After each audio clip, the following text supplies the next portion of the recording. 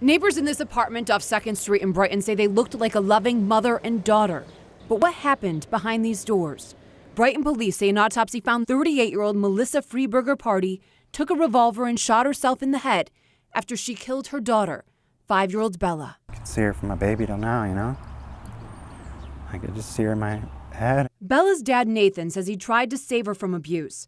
Police reports show he told police he suffered abuse and witnessed his ex beating their daughter. Worse than I've ever seen or heard, and then she was choking her when I came in the room. He called CPS and filed a motion for custody. I just didn't want Bella to get hurt anymore. He did everything right, but yet the system failed him. Attorney Tracy Martin specializes in cases involving Child Protective Services.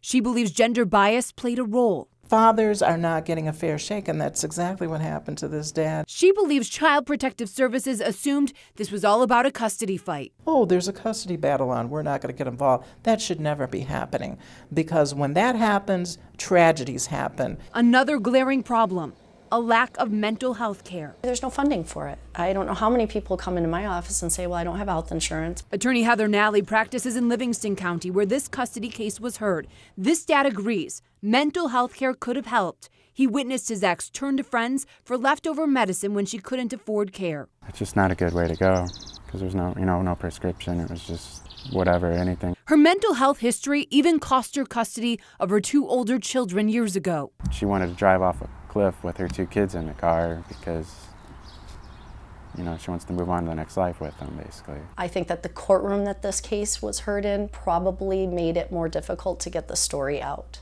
from the gentleman's point of view. Judge Teresa Brennan heard the case and right now is suspended from the bench for misconduct in office connected to another case. She is scheduled to go before the Michigan Supreme Court this month to fight a decision that removed her from the bench. I pleaded my case. I did everything I could. Some judges take a more interested role in getting to the bottom of allegations and some don't. We reached out to Judge Brennan for comment and so far have not heard back. CPS told us it cannot comment on specific cases and cannot release documents tied to cases for the privacy of children. Right now, there is no transparency. Bella's dad says he wants lawmakers, police, CPS, and judges to remember Bella now and in the future. She won't be forgotten. And she's 5.5 years old, lived a short life. She's taught me more than anybody's ever taught me in my whole life.